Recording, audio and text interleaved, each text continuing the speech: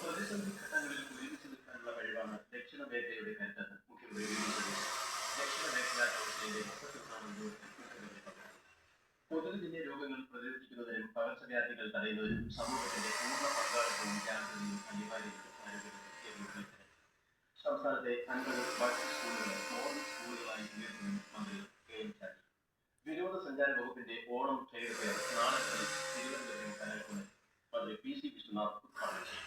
Kochi metro rail ലിമിറ്റഡിന്റെ പേര് Keralam metro rail limited എന്ന് പുനർനാമകരണം ചെയ്യാൻ സംസ്ഥാന സർക്കാരിന് ശുപാർശ. FIH ഹോക്കി ലോകകപ്പ് വനിതാ മത്സരത്തിൽ ഇന്ത്യ ഇംഗ്ലണ്ട് പോരാട്ടം. വാർത്തകൾ വിശദമായി. കേന്ദ്ര ആഭ്യന്തരമന്ത്രി അമിത്ഷായുടെ അധ്യക്ഷതയിൽ ദക്ഷിണ മേഖലാ കൗൺസിലിന്റെ 31ാമത് യോഗം ചെന്നൈക്ക് സമീപം കോവളത്ത് നടന്നു. കേരളത്തിന് പുറമെ തമിഴ്നാട്, കർണാടക, ആന്ധ്രാപ്രദേശ് എന്നീ സംസ്ഥാനങ്ങളിലെ മുഖ്യമന്ത്രിമാരും തെലങ്കാന ഉപമുഖ്യമന്ത്രി, പുതുച്ചേരി ലഫ്റ്റനന്റ് ഗവർണർ എന്നിവരും പങ്കെടുത്തു. പ്രകൃതി ദുരന്തങ്ങൾ ഉൾപ്പെടെയുള്ളവ പ്രതിസന്ധി ഘട്ടത്തിൽ ഒരുമിച്ച് നിൽക്കാനുള്ള കഴിവാണ് ദക്ഷിണ മേഖലയുടെ കരുത്തെന്ന് യോഗത്തിൽ പങ്കെടുത്തുകൊണ്ട് മുഖ്യമന്ത്രി വി. ഡി. സതീശൻ പറഞ്ഞു. മുല്ലപ്പെരിയാറിൽ നിർമ്മിക്കുന്ന പുതിയ അണക്കെട്ടിൽ നിന്നുള്ള മുഴുവൻ വെള്ളവും തമിഴ്നാടിന് നൽകാമെന്ന് മുഖ്യമന്ത്രി വ്യക്തമാക്കി. അണക്കെട്ടിന്റെ ചിലവ് പൂർണ്ണമായും കേരളം വഹിക്കുമെന്നും അണക്കെട്ടിന്റെ സ്ഥാനവും രൂപരേഖയും തമിഴ്നാടിന് തീരുമാനിക്കാമെന്നും അദ്ദേഹം പറഞ്ഞു.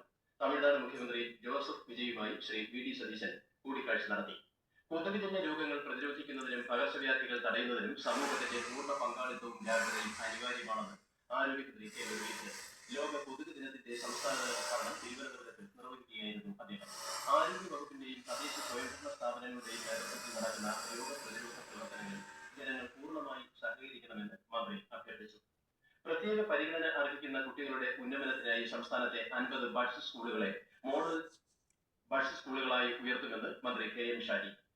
ഇവിടങ്ങളിൽ മെച്ചപ്പെട്ട സൗകര്യങ്ങൾ ഒരുക്കുമെന്നും ഇതിനായുള്ള പട്ടിക തയ്യാറാക്കിക്കൊണ്ടിരിക്കുകയാണെന്നും അദ്ദേഹം അറിയിച്ചു.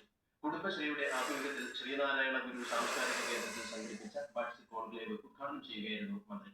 സബ്സിഡി സാധനങ്ങളുടെ ലഭ്യത ഉറപ്പാക്കുമെന്ന് മന്ത്രി അനൂപ് ജേക്കബ്. എറണാകുളം കലൂർ സ്റ്റേഡിയം ഹെലിപാഡ് ഗ്രൗണ്ടിലെ ഓണം മെഗാ ട്രേഡ് ഫെയറിലേക്ക് സൗജന്യ യാത്രയ്ക്കായി സജ്ജീകരിച്ചിരിക്കുന്ന 2 KSRTC ലോക്കോ AC ബസുകളുടെ ഫ്ളാഗ് ഓഫ് നിർവഹിക്കുകയായിരുന്നു മന്ത്രി. ഈ മാസം 25 വരെയാണ് സർവീസ്. വിനോദസഞ്ചാര വകുപ്പ് സംഘടിപ്പിക്കുന്ന ഓണാഘോഷത്തിന്റെ ഭാഗമായ ട്രേഡ് ഫെയറിന്റെയും എക്സിബിഷന്റെയും ഉദ്ഘാടനം തിരുവനന്തപുരം കനകക്കുന്നിൽ നാളെ മന്ത്രി പി. സി. വിശ്വനാഥ് നിർവഹിക്കും. ഈ മാസം 30 വരെ നടക്കുന്ന ട്രേഡ് ഫെയറിൽ 100ഓളം സ്റ്റാളുകളാണ് ഉള്ളത്. പൊതുജനങ്ങൾക്ക് പ്രവേശനം സൗജന്യമാണ്. തീരദേശ മേഖലയിലെ കുടുംബങ്ങളുടെ സാമ്പത്തിക ബുദ്ധിമുട്ടുകൾ ലഘൂകരിക്കുന്നതിനായുള്ള സമ്പാദ്യ സമാശ്വാസ പദ്ധതിയുടെ 2ാം ഗഡുവായ 20 കോടി രൂപ അനുവദിച്ച് സർക്കാർ ഉത്തരവിറങ്ങി. പദ്ധതിക്കായി നടപ്പ് വർഷം 62.463 കോടി രൂപയുടെ ഭരണാനുമതിയാണ് സർക്കാർ നൽകിയിരിക്കുന്നത്. കേന്ദ്രവിഹിതമായ 10 കോടിയും സംസ്ഥാന വിഹിതമായ 10 കോടിയും ചേർത്ത് ആകെ 20 കോടി രൂപയാണ് ഇപ്പോൾ വിനിയോഗിക്കുന്നത്. മൂന്നാമത് അടുത്ത മാസം അനുവദിക്കും. ഓണക്കാല വിളവെടുപ്പ് സജീവമായതോടെ സംസ്ഥാനത്ത് ഏത്തക്കായയുടെ വിലയിൽ വലിയ വർധനയാണ് രേഖപ്പെടുത്തിയത്. കഴിഞ്ഞ 12 വർഷത്തിനിടയിലെ ഏറ്റവും ഉയർന്ന നിരക്കായ 60 രൂപയ്ക്ക് മുകളിലാണ് ഇപ്പോൾ കർഷകർക്ക് ലഭിക്കുന്നത്. ആകാശവാണി ഇടുക്കി ജില്ലാ പ്രതിനിധി രതീഷ് കൃഷ്ണ തയ്യാറാക്കിയ റിപ്പോർട്ടിലേക്ക്. തമിഴ്നാട്ടിൽ നിന്നുള്ള വരവ് കുറഞ്ഞതും ഇടുക്കി, വയനാട് ജില്ലകളിലെ ഉൽപാദനത്തിലുണ്ടായ ഇടിവും വിപണിയിൽ ഏത്തക്കായ്ക്ക് ക്ഷാമമുണ്ടാക്കി.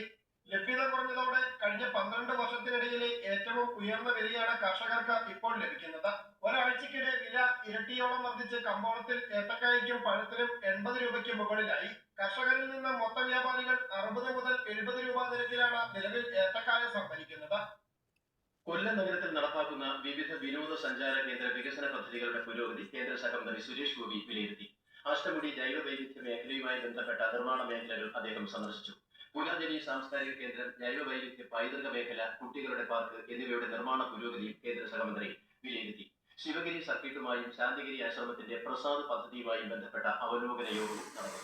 കൊച്ചി മെട്രോ റെയിൽ ലിമിറ്റഡിന്റെ പേര് കേരളം മെട്രോ റെയിൽ ലിമിറ്റഡ് എന്ന് പുനർനാമകരണം ചെയ്യാൻ സംസ്ഥാന സർക്കാരിന്റെ ശുപാർശ. ഇതിനായി സംസ്ഥാന സർക്കാരിന്റെ തത്വത്തിലുള്ള അംഗീകാരം തേടി KNR സർക്കാരിന് ശുപാർശ സമർപ്പിച്ചു. കൊച്ചിയിലെ മെട്രോ സർവീസുകൾക്ക് പുറമെ സംസ്ഥാനത്തൊട്ടാകെയുള്ള നഗര ഗതാഗത പദ്ധതികൾ ആസൂത്രണം ചെയ്യാനും നടപ്പിലാക്കാനും ലക്ഷ്യമിട്ടാണ് ശുപാർശ സമർപ്പിച്ചത്. ഈ വാർത്തകൾ ആകാശവാണിയിൽ വാർത്തകളും വാർത്താ അധിഷ്ഠിത പരിപാടികളും ഓൾ ഇന്ത്യ റേഡിയോ ന്യൂസ്